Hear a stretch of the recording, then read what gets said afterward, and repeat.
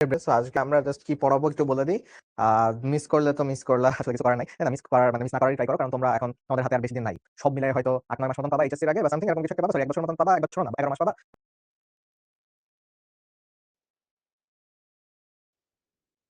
এখানে কিছু কোষ আছে, উদ্ভিদ কোষ। সো উদ্ভিদ কোষ এরকম ধরনের র‍্যান্ডম কিছু উদ্ভিদ কোষ এইটা প্রাণীর ক্ষেত্রে খুবই ভালোভাবে খাটে। যেরকম ধরো মানুষের ক্ষেত্রে যদি আমরা চিন্তা করি, যে মনে করো যে কিছু কোষ আমাদের জিভের মধ্যে কিছু কোষ আছে। জিভের কথা চিন্তা করো, জিভের মধ্যে কিছু কোষ আছে। তো এই কিছু কোষ মিলে জিভের একটা টিস্যু তৈরি করছে জিহ্বার মধ্যে, তাই না? এরপরে জিহ্বার একটা অঙ্গ, তারপর অন্ননালী একটা অঙ্গ, পাকস্থলী একটা অঙ্গ, ক্ষুদ্রান্ত্র একটা অঙ্গ, বৃহদান্ত্র একটা অঙ্গ, এরকম সবগুলো অঙ্গ একসাথে মিলে কি তৈরি করা হয়েছে? আমাদের পরিপাকতন্ত্র তৈরি করা হয়েছে। কথা বুঝো? মানে কোষ মিলে টিস্যু তৈরি করলো, টিস্যু মিলে অনেকগুলো অঙ্গ তৈরি করলো। সবগুলো অঙ্গকে একসাথে আমরা বলতেছি তন্ত্র, পরিপাকতন্ত্র, এরকম সবগুলো তন্ত্র। এটা দেখো পরিপাকতন্ত্র, শ্বসনতন্ত্র, রেচনতন্ত্র, জননতন্ত্র, প্রতিরক্ষাতন্ত্র, আর তারপর কি সঞ্চালনের জন্য যেটা আছে কি বলে কার্ডিওভাস্কুলার সিস্টেম, এরকম যত টাইপের তন্ত্র আছে সবগুলো তন্ত্র একসাথে মিলে আমাদের দেহটাকে বলা হচ্ছে, তাই না? সবগুলো দেহ বলা আমাদের দেহ বলা হচ্ছে। সো এইটা ঠিক আছে, কিন্তু উদ্ভিদের ক্ষেত্রে একটা কিন্তু চলে আসে। উদ্ভিদের ক্ষেত্রে ওদের এরকম করে আলাদা করে তন্ত্র বলা হয় না। উদ্ভিদের ক্ষেত্রে আমরা দেখব, উদ্ভিদের ক্ষেত্রে একটু ডিফারেন্স দেখা যাবে। এটা প্রাণীর ক্ষেত্রে হয়। উদ্ভিদের ক্ষেত্রে অনেকগুলো কোষ আছে, ঠিক আছে, ভালো কথা, এটাও সত্য। এই অনেকগুলো কোষ একসাথে মিলে কি তৈরি করে জানো? টিস্যু তৈরি করে। আমরা তো এই চ্যাপ্টারটাই পড়বো আজকে। সো আমাদের পড়ার টার্গেট কিন্তু উদ্ভিদের টিস্যু। সো প্রাণীর টিস্যু না, আজকে আমরা পড়বো উদ্ভিদের টিস্যু। সো এটা মনে করো যে উদ্ভিদ, ঠিক আছে, এটা হলো উদ্ভিদ লিখতেছি দাঁড়াও। সো গেল এরকম টিস্যু মিলে উদ্ভিদ আবার হলো কিছু অঙ্গ তৈরি হয়, যেরকম উদ্ভিদের অঙ্গটা আবার একটু ডিফারেন্ট হয়। সো উদ্ভিদের অঙ্গটা আবার ডিফারেন্ট হয়। সো উদ্ভিদে আসলে বিজ্ঞানীদের মতে অঙ্গ তন্ত্র এরকম ওরা ভাগ করতে চায় না, ঠিক আছে, যে টিস্যু মিলে অনেকগুলো অঙ্গ হবে এরকম ভাগ করতে চায় না। উদ্ভিদের টিস্যু যতগুলো আছে একসাথে সবগুলোকে ওরা টিস্যু তন্ত্র বলতে চায়। সো দেখো এই জন্য তুমি দেখবা যে চ্যাপ্টারের মধ্যে টিস্যু ও টিস্যু তন্ত্র পড়ানো হচ্ছে, চ্যাপ্টারের মধ্যে কিন্তু অঙ্গ পড়ানো হচ্ছে না। আমার এই প্রশ্নটা মাথায় আসছিল যে আচ্ছা আমরা তো টিস্যুর পরে জানি যে কি থাকার কথা, টিস্যুর পরে ভাই অঙ্গ থাকার কথা, তাই না? এটা তো লজিক্যালি হয় যে ভাই টিস্যু পড়ছি, টিস্যুর পরে অঙ্গ পড়বো। কিন্তু উদ্ভিদের ক্ষেত্রে একটু এখানে পার্থক্য দেখা যায়, যে প্রাণীর মতন আসলে হয় না। উদ্ভিদের ক্ষেত্রে টিস্যুর পরে ডিরেক্ট আমরা টিস্যু তন্ত্র নিয়ে আলোচনা করি। এইজন্য আমরা এই যে চ্যাপ্টারটা পড়তেছি, এই যে চ্যাপ্টার 8, এই চ্যাপ্টারের চ্যাপ্টার 8 এর নাম দেখবা টিস্যু ও টিস্যু তন্ত্র। ওকে, এটা প্রাণী হলে অন্যরকম সিস্টেমে আগাইতাম আমরা। আচ্ছা, তো চলো এখন আমরা দেখি। হ্যাঁ, কোষ শ্বসন দ্বিতীয় পর্বের ক্লাস হয়ে গেছে ভাইয়া। আচ্ছা, তো এইবার চলো আমরা দেখি যে ওকে, তাহলে আমাদের পড়ার টপিক আজকে এইখানে, এখান থেকে শুরু হবে। প্রথম যে প্রশ্নটা তোমার মাথায় আসবে যে টিস্যু তাহলে কাকে বলে ভাইয়া? কোষ না হয় বুঝি যে গাঠনিক ও কার্যকরী একক, টিস্যু কিভাবে তৈরি হলো, কাকে বলে? তো আমি যদি তোমাদের একটু ছোট্ট একটা এক্সাম্পল দিয়ে বোঝাই এখানে, আমরা চলো দেখি যে ধরো যে এখানে কিছু কোষ আছে, উদ্ভিদ কোষ। সো উদ্ভিদ কোষ এরকম ধরো র‍্যান্ডম কিছু উদ্ভিদ কোষ আছে, র‍্যান্ডম কিছু উদ্ভিদ কোষ আছে। তো এই তো ফুলফিল করে ওরা যদি এরকম একসাথে একই জায়গায় অবস্থান করে এবং একই রকমের কাজ করে এবং ওদের বৈশিষ্ট্যগুলো যদি একই রকমের হয়, তখন সেটাকে আমরা টিস্যু বলবো। সো তার মানে এরা কি হলো, কোষ থেকে টিস্যু হয়ে গেল। সো ভাইয়া যে 4টা বৈশিষ্ট্যের কথা আপনি বলতেছেন, এই 4টা বৈশিষ্ট্য আসলে কি? ওকে, এই 4টা বৈশিষ্ট্য আসলে কি? হ্যাঁ, অনেকে উত্তর দিচ্ছ কমেন্টে। সো একটু দেখো 4টা বৈশিষ্ট্য আসলে কি। যেখানে ছবি দেওয়া আছে, ছবিতে যতটুকু যা বুঝতেছো তার সমস্যা নাই। ওকে, সমস্যা নাই। সো আমরা সেই 4টা শর্ত আসলে একটু দেখি যে টিস্যু কখন বলবো, কোষগুলোকে কখন টিস্যু বলবো। দেখো, এদেরকে একই উৎস থেকে আসতে হবে। এটা হলো 1 নাম্বার শর্ত। নাম্বার 1 শর্ত হলো একই উৎস থেকে আসতে হবে। একই উৎস থেকে আসতে হবে মানে কি? ধরো আমরা অনেকগুলো শব্দ শিখবো আজকে, তখনই বুঝবো যে ধরো একটা প্রোটোডার্ম থেকে আসছে। প্রোটোডার্ম কি আমরা একটু পরে বুঝবো, এখন প্যানিক হওয়ার দরকার নাই। জাস্ট আমার কথাটা শোনো। প্রোটোডার্ম নামে একটা জিনিস আছে। সেই প্রোটোডার্ম থেকে আসলে টিস্যু হওয়ার জন্য সবাইকে প্রোটোডার্ম থেকে আসতে হবে। এক জায়গা থেকে আসতে হবে। একজন প্রোটোডার্ম থেকে আসছে একটা কোষ, আরেকটা কোষ আসছে ধরো যে প্রোক্যাম্বিয়াম থেকে, দুইজন মিলে কখনোই টিস্যু হবে না। একটা জায়গা থাকতে হবে, একটা জায়গা থেকে আসতে হবে। সো একই উৎস, ভালো কথা। এবার এসে একেকজন একই উৎস থেকে এসে একেকজন এক কাজ করতেছে, তাহলেও সেক্ষেত্রে আমরা টিস্যু বলতে পারবো না। একই ধরনের কাজ করতে হবে, হুবহু একই কাজ না করলেও একই ধরনের কাজ করতে হবে। একজন আরেকজন পুরো বিপরীত কাজ যদি করে, মারামারি যদি বিপরীত কাজ করে, পুরো ডিফারেন্ট, তাহলে কিন্তু আমরা টিস্যু বলতে পারবো না। ঠিক আছে, আমি সবগুলোর এক্সাম্পল দিব যে শর্ত কখন ফুলফিল হয় কখন হয় না। 3 নাম্বার হলো এদের সমধর্মী হতে হবে। মানে এদের কিছু বৈশিষ্ট্য একই রকম হতে হবে। কখনো কিন্তু বলে না যে হুবহু একই হতে হবে, বাট বলছে যে ওকে একই রকম হলে ভালো বা প্রায় একই রকম হতে হবে। এবং 4 নাম্বার অবিচ্ছিন্ন কোষগুচ্ছ থাকতে হবে। অবিচ্ছিন্ন কোষগুচ্ছ বলতে বোঝাচ্ছে যে একটা ধরো আছে গাছের মাথায়, আরেকটা আছে গাছের শিকড়ে, মূলে, তাহলেও কিন্তু হবে না। সো কাছাকাছি থাকলে তখনই সেটাকে আমি, বা একেবারে কন্টিনিউয়াসলি থাকলে তখনই আমি সেটাকে বলবো অবিচ্ছিন্ন কোষগুচ্ছ, যেটাকে আমরা টিস্যু বলবো। সো তাহলে এখন তোমাদেরকে আমি জাস্ট একটা এক্সাম্পল দিই, ঠিক আছে? একটা এক্সাম্পল দিই 4টা শর্তে, তাহলে তোমার মনে থাকবে যে এদেরকে আমি টিস্যু বলবো, এদেরকে আমি টিস্যু বলবো না। সো প্রথম কথা, ধরো প্রোটোডার্ম। প্রোটোডার্ম কি আমরা একটু পরে পড়বো। প্রোটো মানে আদি, ডার্ম মানে ত্বক। সো প্রোটোডার্ম থেকে আসলে এর নাম হলো আদি ত্বক বা ত্বকের আগের ভার্সন। সো প্রোটোডার্ম থেকে কি তৈরি হয়? ডার্ম তৈরি হয়, ত্বক তৈরি হয় বা এপিডার্মিস তৈরি হয়। ওকে, সো মনে করো যে প্রোটোডার্ম থেকে একটা কোষ আসলো। প্রোটোডার্ম থেকে কি হইছে? একটা কোষ আসছে। প্রোটোডার্ম থেকে একটা কোষ আসলো, ধরো যে কথার কথা এই কোষটা আসলো। অন্যদিকে আমাদের আরো অনেক কিছু আছে। এরকম প্রোটোডার্মের মতন আরেকটা আছে প্রোক্যাম্বিয়াম। ক্যাম্বিয়ামের আদি রূপ। সো ক্যাম্বিয়ামের আগের রূপ প্রোক্যাম্বিয়াম বলে। সো জাস্ট শুনো জিনিসগুলো। প্রোক্যাম্বিয়াম থেকে আরেকটা জিনিস আসলো, মনে করো যে প্রোক্যাম্বিয়াম থেকে আরেকটা কোষ আসলো। এদের উৎপত্তি আলাদা। এদের উৎপত্তি আলাদা। তো মনে করো যে প্রোটোডার্ম থেকে আরেকটা কোষ আসলো, কথার কথা যে প্রোটোডার্ম থেকে আরেকটা কোষ আসলো টোটাল। সো দেখো, এরা টিস্যু তৈরি করতে পারবে, এরা টিস্যু তৈরি করতে পারবে, কিন্তু কখনো এ আর এ কোনো টিস্যু তৈরি করতে পারবে না। এখানে কোনো টিস্যু তৈরি হবে না। তাহলে উৎপত্তি ভিন্ন হলে টিস্যু তৈরি করতে পারবে না। ওকে, তাহলে বুঝলাম আমরা। যতটুকু তোমার লিখতে ইচ্ছা হয় কথা শুনতে শুনতে লিখে ফেলতে পারো, বাট ক্লাসে ফুল মনোযোগ দাও, কথাতে ফুল মনোযোগ দাও। অল্প অল্প লিখতে থাকলে যে সুবিধাটা হয়, মনোযোগ ধরে রাখা যায় অনেকক্ষণ। তুমি যদি ধরো কয়েক টাইপের স্টুডেন্ট আছে, তাই না? তুমি যদি আসলেই মনোযোগী স্টুডেন্ট হও এবং মনোযোগ ধরে রাখতে পারো, তাহলে তো মাশাআল্লাহ খুবই ভালো কথা যে ক্লাসে কথা শুনতেছো, মনোযোগ ধরে রাখতেছো। আরেক টাইপের স্টুডেন্ট হলো যে ওরা মনোযোগ ধরে রাখতে চায় কিন্তু আসলে চলে যায়, তাই না? সিরিয়াস হতে চাচ্ছ কিন্তু হতে পারতেছো না। ক্লাস যখন হবে হুবহু সবকিছু হয়তো না লিখো, অল্প অল্প লিখবা, তাহলে তোমার দেখবা ঘুম আসবে না, মনোযোগ ধরে রাখা সহজ হবে, দেখবা যে যা পড়ছো বেশিরভাগ জিনিসই মাথার মধ্যে ঢুকে গেছে। ওকে, আর আরেক টাইপের স্টুডেন্ট তো আছে যে ভাই ও ইচ্ছা করে মনোযোগ দিতে চায় না, তো ও এতক্ষণ অলরেডি ফোন হয়তো চালু করে রেখে গেম টেম বা তোমাদের হাতে স্পিড আছে লিখে ফেলতে পারো, ঠিক আছে? তো এখন কথা হলো যে আমরা একটা সিনারিও দেখলাম। ওকে, একটা সিনারিও দেখলাম যে যদি ভিন্ন ভিন্ন হয় তাহলে সেক্ষেত্রে আমাদের টিস্যু বলতে পারবো না, ভিন্ন উৎপত্তি থেকে হলে। আচ্ছা, এরপরে আমরা শর্ত দেখলাম যে একই ধরনের কাজ করতে হবে। এবার আমি তোমারে বলি, ধরো একটা টিস্যু আছে, একটা টিস্যু আছে বা একটা কোষ আছে, একটা কোষ আছে, আমরা তো কোষ থেকে টিস্যু বানাচ্ছি, ধরো গাছ এটা, ঠিক আছে? সো একটা কোষ আছে যে, সো কথার কথা এই বান্দা করলো কি, এ হলো গাছের ত্বক তৈরি করলো। সো তাহলে এর কাজ কি? গাছের ত্বকটার কাজ কি? যে মেইনলি এ হলো গাছকে রক্ষা করবে বাইরের আঘাত থেকে বা অন্যান্য জিনিসপাতি থেকে গাছকে রক্ষা করবে। সো তাহলে এই যে ত্বক, এই যে ত্বক, এটা একটা টিস্যু হিসেবে কাজ করবে। এর কাজ কি? এর কাজ হলো রক্ষা করা। শর্টে যদি বলি যে রক্ষা করা, প্রোটেক্টিভ ফাংশন। অন্যদিকে আমরা যদি আরেক টাইপের কিছু দেখি যে ভাইয়া জাইলেম ফ্লেমের তো নাম শুনছো তোমরা, তাই না? যে জাইলেম ফ্লেম একেবারে শিকড় থেকে ধরে যে পানি উপর পর্যন্ত নিয়ে যাচ্ছে, কথার কথা। সো মনে করো যেগুলো পাইপের মতন। তো ধরো যে কথা থেকে পাইপ। তাহলে জাইলেম ফ্লেমের যদি আমি চিন্তা করি কথা, বা জাইলেমের কথা চিন্তা করলাম, আচ্ছা ঠিক আছে ভাইয়া এই জিনিসটা কি? এই জিনিসটা হলো জাইলেম। এর কাজ কি? জাইলেমের কাজ কি? জাইলেমের কাজ হলো পরিবহন করা। তার মানে দেখো একজনের কাজ রক্ষা করা, আরেকজনের কাজ পরিবহন করা। দুইজন একই ধরনের কাজ করতেছে না, মানে পুরো ডিফারেন্ট কাজ। রক্ষা আর পরিবহন ভাই দুইটা ডিফারেন্ট কাজ। পুরোপুরি। সো তাহলে এদেরকে আমি কখনোই এই ২ টা কোষকে একসাথে টিস্যু বলতে পারব না। সবগুলো তক্কীয় কোষকে টিস্যু বলতে পারব। জাইলেমগুলোকে একসাথে আমি টিস্যু বলতে পারব। কিন্তু ত্বক আর জাইলেমকে কখনো আমি একসাথে টিস্যু বলতে পারব না। কারণ কি পুরাই কাজ ডিফারেন্ট। তাহলে উৎপত্তি ডিফারেন্ট হলেও বলতে পারব না, উৎস ডিফারেন্ট হলেও বলতে পারব না, কাজ ডিফারেন্ট হলেও আমরা বলতে পারব না। তাহলে এটা গেল। আর বাকি ২ টা পয়েন্ট সহজ যে সমধর্মী আর অবিচ্ছিন্ন। সো সমধর্মী আর অবিচ্ছিন্ন বুঝতেছো যে একই রকম বৈশিষ্ট্য থাকতে হবে আর কাছাকাছি থাকতে হবে বা একসাথে বিচ্ছিন্ন মানে আলাদা থাকা যাবে না সহজ ভাষায়। সো তাহলে যখনই তোমাকে টিস্যু কাকে বলে জিজ্ঞেস করবে, এটা হলো বোর্ডে আসা প্রশ্ন। বোর্ডে এটা আসবে, ধরে রাখো যে বোর্ডে এটা চলে আসছে। টিস্যু কাকে বলে? বোর্ডে এটা বিগত বছর বোর্ডে আসছে। তোমাদেরও আসবে ইনশাআল্লাহ। সো রেডি থেকো। টিস্যু কাকে বলে? তাহলে কাকে বলবে টিস্যু? যে সকল মানে হ্যাঁ, যে সকল কোষ একই জায়গা থেকে একই উৎস থেকে উৎপন্ন হয়েছে এবং একই ধরনের কাজ সম্পন্ন করে সমধর্মী এবং অবিচ্ছিন্ন কোষগুচ্ছ এই ধরনের কোষগুলোকে একসাথে মানে অবিচ্ছিন্ন কোষগুচ্ছকে একসাথে একত্রে টিস্যু বলা হয়। ওকে? সো মানে এই ৪ টা পয়েন্টের নাম লিখো। ওকে? এরপরে আমরা যদি আসি যেগুলো বুঝলাম, এবার টিস্যু গঠনকারী কোষের বিভাজন অনুযায়ী আমরা এটার সংজ্ঞা করে ফেলছি, এটা এখন ভাগ করব। ওকে?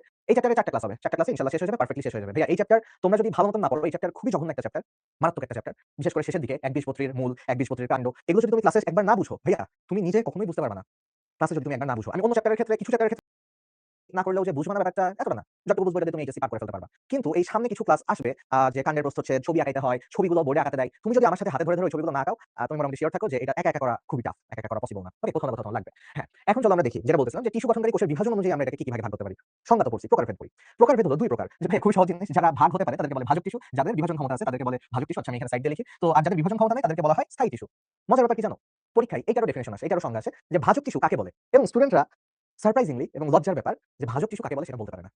ভাজক টিস্যু কাকে বলে তাকে সেটা বলতে পারে না। দেখো, ভাজক টিস্যুর সংজ্ঞা তোমাদের বইতে কি লেখা আছে? যে কোষগুলো বা কোষসমূহ আরেকটু ভদ্রভাবে বলতে চাইলে বিভাজিত হতে পারে। বিভাজিত সেগুলোকে বলে এভাবে লেখা এবং কোষগুলো একত্রিত হয়ে ভাজক টিস্যু গঠন করে। একত্রিত হয়ে ভাজক কোষ। মেইন যে কথাটা তোমার না থাকলেই না, এটা রাখলে তোমার সংজ্ঞা ঠিক হয়ে গেছে। দ্যাট ইজ হলো বিভাজিত হতে পারে। বিভাজিত হতে পারে, বিভাজনক্ষম। এই শব্দটা দিলেই কিন্তু ক্লিয়ার হয়ে যাবে। ওকে? সো তাহলে এখন চলো দেখি হ্যাঁ, যে টিস্যুর কোষগুলো বিভাজিত হতে পারে। আচ্ছা, একজন কমেন্ট করতেছে যে ভাইয়া ঘোলা দেখা যায়। তোমরা একটু আমাকে বলো ঘোলা দেখা যাচ্ছে নাকি আমি একটু ওর ভিতরে লিখছি দেখে ইয়ে হইছে। আমি ওইদিকে আর লিখতেছি না, প্যারা খেও না। ওকে? হ্যাঁ। সো এখন তাহলে বিভাজিত হতে পারে না। সো তাহলে আমরা লিখলাম যে বিভাজনক্ষম নয়। তাদেরকে কি বলতেছে? তাদেরকে হলো বলা হচ্ছে সেগুলোকে বলা হয় স্থায়ী কোষ এবং স্থায়ী কোষ মিলে যে টিস্যুগুলো তৈরি হয় সেগুলোকে বলা হচ্ছে স্থায়ী টিস্যু। তো বিভাজনক্ষম নয়, এইটা হলো মেইন এখানকার ওয়ার্ড, কিওয়ার্ড। এই কিওয়ার্ড যদি বাদ দাও তাহলে 0 পেয়ে যাবে। কিওয়ার্ড দিলে স্যার যদি বাকিগুলো কথা ঠিকঠাক মতো নাও লিখতে পারো তাহলে স্যার দয়া মায়া করে মার্ক দিতে পারে। এবার আসি আরেকটা মজার জিনিসে আসি। সেটা হলো যে তোমরা ইংলিশ পড়তে চাও না। ভাই যেদিন দেখবা যে মেরিস্টেম সেল চলে আসছে, একটু পরে এমনিতেও পড়া লাগবে। তো যখন দেখবা যে মেরিস্টেমিক টিস্যু চলে আসছে তখন তুমি বুঝবা না যে ভাই এটা কি কইতেছে। এটা ভাই এর থেকে সহজ জিনিস নাই। ভাজক টিস্যুকে মেরিস্টেম টিস্যু বলে বা মেরিস্টেমিক টিস্যু বলা হয়। এখন এটাকে মাঝে, মাঝে আদর করে আরেকটা নামে ডাকে, স্টেম সেলও ডাকা হয়। ঠিক আছে? স্টেম টিস্যু ডাকা হয়, স্টেম টিস্যু ডাকা হয়। সো মেরিস্টেমটাকে শর্ট করে ডাকা হয়। ঠিক আছে? মেরিস্টেমকে শর্টে স্টেম টিস্যু বলা হয় কিছু ক্ষেত্রে। তোমাদের বইতে এক জায়গায় বলা আছে। ওকে? সেটা বলতেছি। আর এইদিকে স্থায়ী টিস্যু, স্থায়িত্ব ভাই স্থায়ী ঠিকানা, পার্মানেন্ট অ্যাড্রেস। সো তাহলে পার্মানেন্ট টিস্যু বলা হয়। এখন দেখো, তোমরা ভাবো যে তোমরা অলরেডি হলো মানে ইয়ার ফাইনাল দিয়ে ফেলছো, দিয়ে ফেলে এসে ক্লাস করতেছো। আশা করি ইয়ার ফাইনাল রেজাল্ট ভালো হয়েছে বা রেজাল্ট ভালো হবে যদি না দিয়ে থাকে। তো অনেকের মধ্যে একটা আইডিয়া আছে যে ভাই আমি হয়তো যে চ্যাপ্টারগুলো পড়ছি আমি সেগুলো ভালো পারি। আর আমি যে চ্যাপ্টারগুলো পড়ি নাই সেগুলো আচ্ছা পড়বো, আগের মতন করে পড়বো। হাতে এখন ১ বছর আছে। কতক্ষণ আর লাগবে পড়তে, তাই না? পড়ে তো ফেলছি অলমোস্ট 50%। আর কতক্ষণ লাগবে? তাই না? এবার আমি যদি তোমাকে বলি যে ঠিক আছে তোমরা যতদূর আসছো আমি কোনটাই খারাপ বলতেছি না, বাট তোমাদের পড়ার যে লেভেলটা আরো ইনক্রিজ করা দরকার এটা আমি তোমাদেরকে জাস্ট একটা এক্সাম্পল দিয়ে বুঝাবো। এই স্টেম বলতে যে আমার কথাটা মাথায় আসলো। দেখো, তোমরা যখন চ্যাপ্টার 4 রক্ত পড়ছো, রক্ত পড়ার সময় তোমাদের খেয়াল আছে কিনা? রক্ত পড়ার সময় তোমাদের একটা কথা লেখা ছিল যে লোহিত রক্তকণিকা, ঠিক আছে? আরবিসি। লোহিত রক্তকণিকা কোথা থেকে তৈরি হয়? লোহিত রক্তকণিকা উৎপন্ন হয় অস্থিমজ্জার স্টেম সেল থেকে।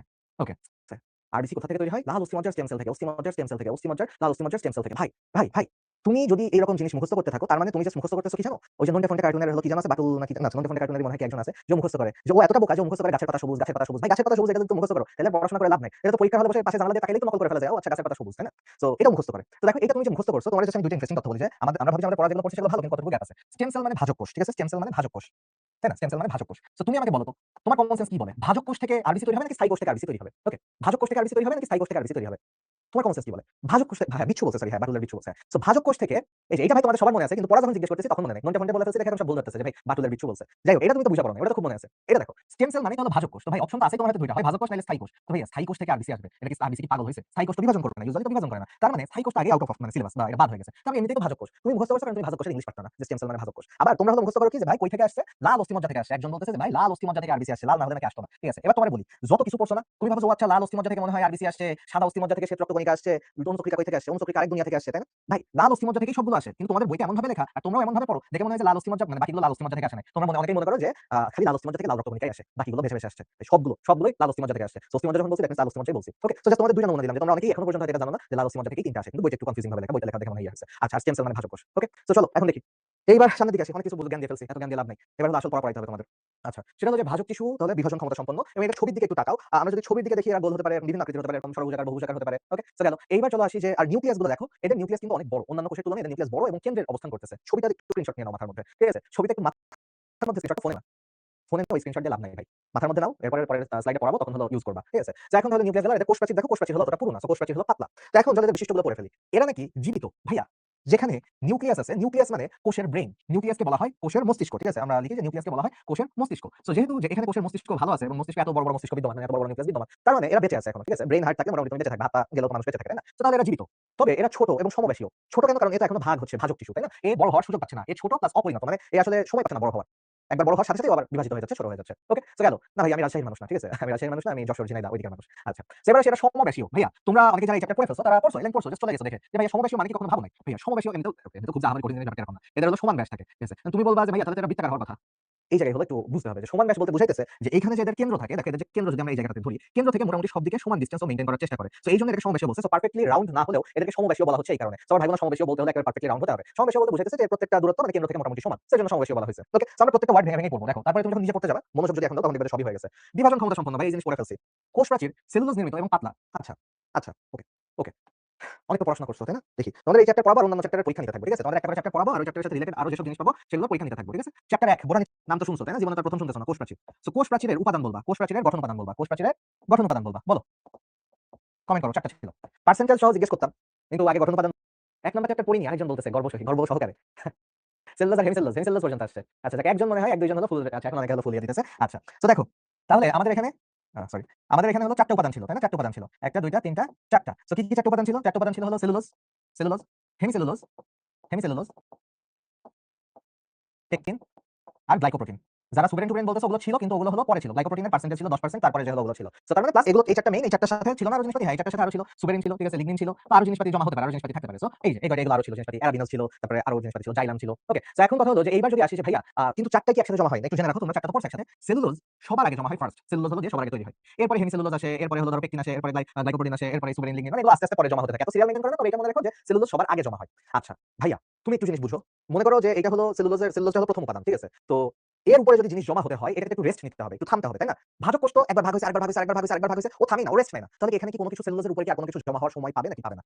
আর কিচ্ছু জমা হওয়ার সময় পায় না। লিগনিন, সুবেরিন, পেকটিন যেগুলো বলতেছো এগুলো একটাও জমা হওয়ার কাইন্ড অফ সুযোগ পাই না। এখানে অনলি সেলুলোজটা দিয়ে তৈরি হয় এবং যেহেতু বাকিগুলো জমা হওয়ার সুযোগ পায় না, কি মনে হয় মোটা হবে নাকি পাতলা হবে?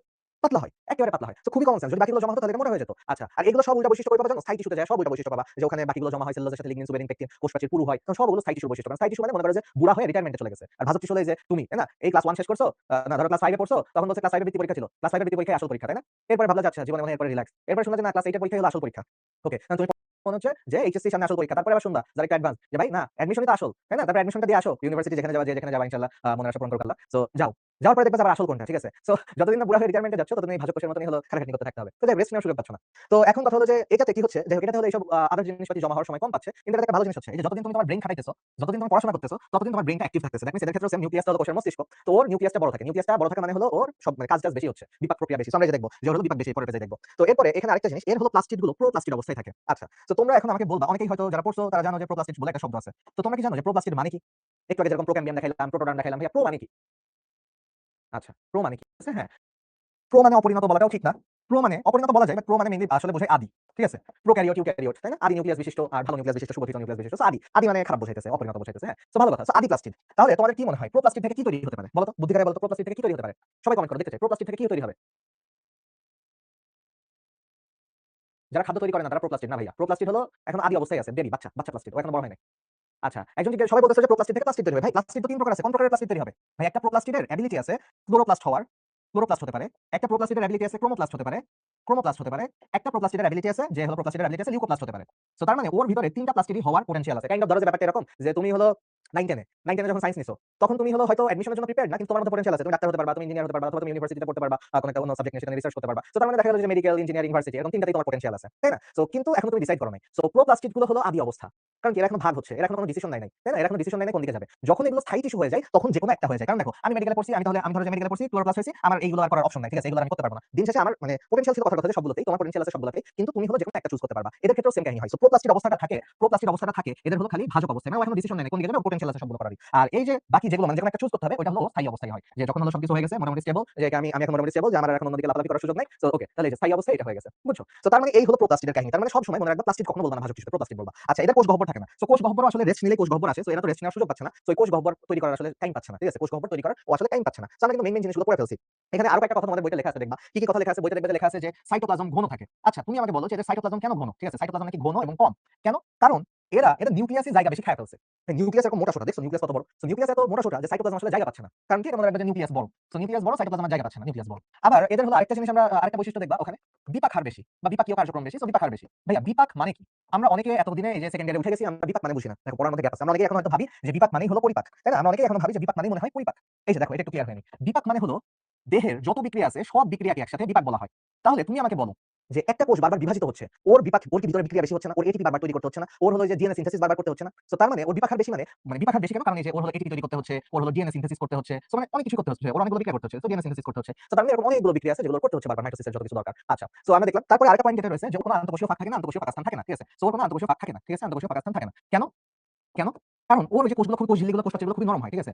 কোষ প্রাচীরগুলো খুবই নরম হয়, পাতলা হয়, খুবই পাতলা হয়। সো পাতলা হওয়ার কারণে দেখো, পাতলা হওয়ার কারণে কি হয়? পাতলা হওয়ার কারণে ধরো একটা আছে এরকম করে, আরেকটা আছে ধরো যে এরকম করে এসে বসে গেছে, কেন? তো পাতলা, যেরকম শেপ দিবা ও একজন একজনের গায়ের সাথে লাগায় লাগায় থাকবে। সো তার মানে ওর ক্ষেত্রে দেখা যায় যে আসলে গ্যাপটা ওরকম একটা থাকে না, আন্তঃকোষীয় ফাঁকাস্থানগুলো ওরকম একটা দেখা যায় না, ঠিক আছে? ওরকম একটা দেখা যায় না, কারণ নরম। সো যেভাবে রাখবা ওইভাবেই থেকে যাবে, ঠিক আছে? কোনো ফাঁকা টাকা ওরকম রাখতে চাই না। সো মোটামুটি এইগুলো ছিল এখানকার বৈশিষ্ট্য, আর কন্টিনিউয়াসলি ভাগ হতে থাকে, এগুলো তো আমরা বললাম। আচ্ছা ভাই, বড় করে লিখতে বলছে একজন। সো দাঁড়াও একটু, তোমার জন্য এটা একটু বড়, না এগুলো লেখা ছিল না স্লাইডে, আলাদা করে লিখে দিলাম।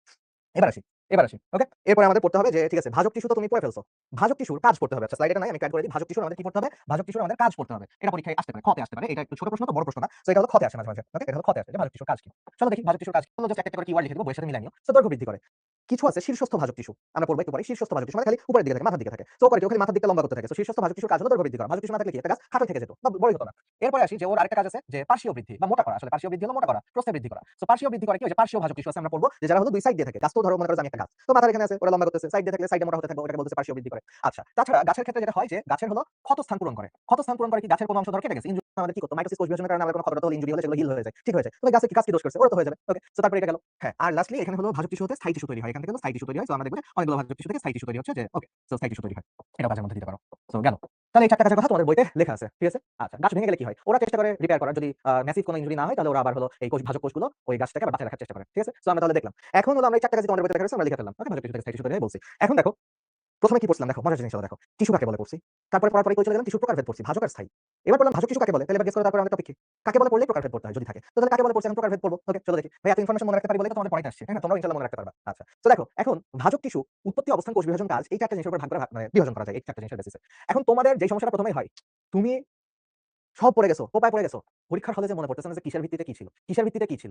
ধরা খায় গেছে উপরে, নিচের গুলো মনে করে তোমার মুখস্থ, উপরে ধরা খায় গেছে যে কার ভিত্তিতে কি ছিল, এটাই তো ভুলে গেছি। তো এখানে তোমার একটা টেকনিক দিই, ঠিক আছে? তোমার এখানে একটা টেকনিক দিই। আমি এটা মনে রাখতাম এইভাবে যে উদ্বাস্তুক, ঠিক আছে? উদ্বাস্তুক, ঠিক আছে? উদ্বাস্তুক। তো উদ্বাস্তুক বাংলা শব্দটার মানে হলো মোস্ট প্রবাবলি যে বাসা নাই বা এই টাইপের কিছু একটা বলে মোস্ট প্রবাবলি উদ্বাস্তুক বলতে, ঠিক আছে? সো যাই হোক, উদ্বাস্তুক দিয়ে আমি কি মনে রাখতাম? উদ্বাস্তুক দিয়ে মনে রাখতাম, দেখো রস্যু দিয়ে মনে রাখতাম, উদ দিয়ে মনে রাখতাম উৎপত্তি, এই যে বয় দন্ত শয় তয়, এটা দিয়ে মনে রাখতাম অবস্থান, ঠিক আছে? আর ক দিয়ে মনে রাখতাম বাকিগুলো, যে কোষ বিভাজন আর হলো কাজ, ঠিক আছে? সো মানে যেন কোনোটাই মিস না যায়। এবং আমি তোমাদের বলে দিই, তোমাদের হলো সিকিউ ক্লাসে দেখবা, সিকিউ সলভিং ক্লাসটা দেখবা তোমাদের, এইটার পরে তো চ্যাপ্টার পড়ানোর পর সিকিউ সলভিং ক্লাস দিব। বোর্ডে এই, আচ্ছা বলার দরকার নেই, এই যে দেখো বোর্ডে এটা হলো প্রশ্ন আসবে, মোটামুটি ধরে রাখো, ঠিক আছে? বোর্ডে এই চ্যাপ্টারে 3 জায়গা থেকে গ আর ঘ দেয়, ঠিক আছে? 3 জায়গা থেকে গ আর ঘ দেয়।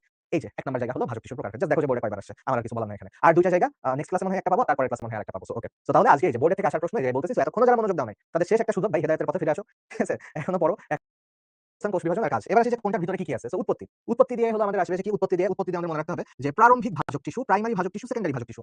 ওকে ভাই, রিডিং তো তুমিও করতে পারো, তাই না? আমি রিডিং করে তোমার লাভ কি? আমি তাহলে তোমাকে বুঝাই যে আসলে কোন ভাজক টিস্যু কি করে, এবং সিরিয়ালটা বুঝে তোমার সারা জীবনের জন্য মনে থাকবে। এই যে ভাই, রিডিং তো আমিও করতে পারি, তুমিও করতে পারো। রিডিং করানোর জন্য তো আমি আসি নাই, তাই না? হ্যাঁ, এটা 25 সালেও আসছিল। এখন আমি তাহলে তোমার একটু বুঝাই যে কোনটা থেকে কি হয়। একটা গাছ, ঠিক আছে? একটা গাছ, গাছের জন্ম হচ্ছে কিভাবে, যে কোনো একটা আরেকটা গাছ থেকে হলো শুক্রাণু আসছে, ঠিক আছে? গাছের শুক্রাণু বহু প্লাজমা যুক্ত হয়। সো ধরলাম যে এরকম শুক্রাণু আসছে, আর একটা ডিম্বাণু ছিল, ঠিক আছে? শুক্রাণু আর ডিম্বাণু। সো এখন কথা হলো যে এরা দুইজন মিলিত হলো, শুক্রাণু আর ডিম্বাণু মিলিত হয়ে কি তৈরি করে? জাইগোট তৈরি করে, ঠিক আছে? শুক্রাণু আর ডিম্বাণু মিলিত হয়ে প্রথম যে কোষটা তৈরি করলো সেটার নাম হলো জাইগোট, সেটার নাম হলো জাইগোট। তো এখন এই যে জাইগোট তৈরি করলো, ভালো কথা, এই যে জাইগোট তৈরি করলো, এই জাইগোটটা পরবর্তীতে কি হবে? ভাগ হয়ে হয়ে হয়ে হয়ে বারবার মাইটোসিস করতে থাকবে। সো মাইটোসিস করে কিসে পরিণত হবে? ভ্রূণে পরিণত হবে, তাই না? অনেকগুলো কোষ মিলিত হয়ে একটা বলের মতন হয়ে গেল, তখন যেটাকে আমরা ভ্রূণ বলি। তো মনে করো যে এরকম একটা বলের মতন হয়ে গেছে, সেটাকে আমরা বলতেছি ভ্রূণ, ঠিক আছে? এরকম অনেকগুলো কোষের বলের মতন হয়ে গেছে, সেটাকে আমরা বলতেছি ভ্রূণ। সো এই যে ভ্রূণ হয়ে গেল, তো তার মানে এখান থেকে কিন্তু আসলে ওর হলো ভাজক টিস্যু আসা শুরু করছে, তাই না? ভ্রূণ অবস্থায় যদি ভাজক টিস্যু আসে বলি, তো এই জায়গা থেকে কি হবে? এই জায়গা থেকে একটা পরিপূর্ণ গাছ তৈরি হবে, তাই না? নাহলে তো এটা যদি বিভাজিত না হতো তাহলে কি গাছ পেতাম আমরা? পেতাম না। তাহলে ভ্রূণ অবস্থায় ওর ভাজক টিস্যু আছে, কথাটা বুঝো, এটুকু তো বুঝছো, এটা তো যে কেউই বুঝবে। ওকে, তো এখানে ভ্রূণ অবস্থায় প্রথমে এই জায়গা থেকে মনোযোগটা দাও।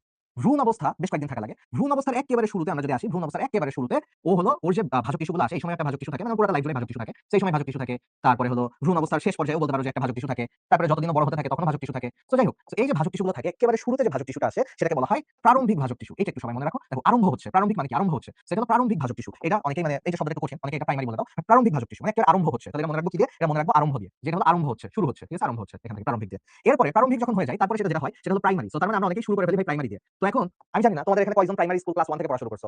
বর্তমানে যে মানে ট্র্যাডিশন দেখা যায় যে বাপ মা ক্লাস 1 এ ভর্তির আগে অন্তত নার্সারি, কেজি, আবার অনেকের ক্ষেত্রে প্লে, নার্সারি, কেজি 3 ক্লাস পড়ে তারপরে ক্লাস 1 এ ওঠে। সো কাইন্ড অফ ব্যাপারটা এরকম যে শুরুতেই তোমরা প্রাইমারি দিও না। আগে একটু প্লে, নার্সারি, কেজি দিয়ে আসো, প্রারম্ভিক দাও। সো হ্যাঁ, তো তার মানে এই যে প্রারম্ভিক আগে দাও, ঠিক আছে? প্রারম্ভিকটা আগে দাও। প্রারম্ভিক থেকে বিভাজিত হয়ে প্রাইমারি আসে। এই ব্যাপারটা বুঝো, এটা এমসিকিউতে আসে। যে প্রাইমারি কখন কিভাবে তৈরি হয়? প্রারম্ভিক থেকে প্রাইমারি তৈরি হয়। প্রারম্ভিক থেকে প্রাইমারি তৈরি হয়। প্রারম্ভিক থেকে প্রাইমারি তৈরি হয়। আচ্ছা ভাইয়া, তাহলে প্রাইমারি ভাজক টিস্যু কি হয়? প্রাইমারি ভাজক টিস্যু কি হয় বিভাজিত হয়? আপনি তো বললেন ভাজক টিস্যু বিভাজিত হয়ে স্থায়ী টিস্যু হওয়ার কথা। আপনি আবার আপনার কথার উল্টা দিকে যাচ্ছেন কেন? থামো, থামো বলতেছি। তো দেখো, প্রাইমারি ভাজক বিভাজন ক্ষমতা হারায় যায়। হারায় গেলে তখন কি বলি আমরা? বিভাজন ক্ষমতা হারায় গেলে তখন আমরা বলি স্থায়ী টিস্যু। তো তখন হয়ে যায় কি? প্রাইমারি স্থায়ী টিস্যু হয়ে যায়। প্রাইমারি স্থায়ী টিস্যু হয়ে যায়। ওকে, ভালো কথা। ভাই আর কি কিছু আছে কিনা? হ্যাঁ, আর কিছু আছে, একটু কথা বলব। তো এরপরে এদের মধ্যে সবার না কারো, কারো। সবার না কারো, কারো। ধরো যে তুমি ছোটবেলায় প্লে নার্সারিতে অনেক বুদ্ধিমান ছিলা, অনেক কিছু পারতা।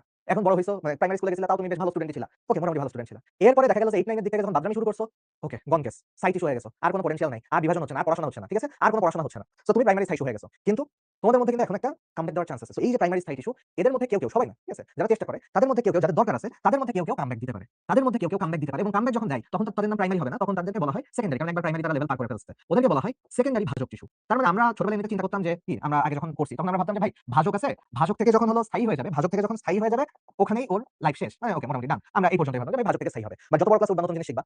প্রারম্ভিক ভাজক থেকে প্রাইমারি ভাজক হয়। এরপরে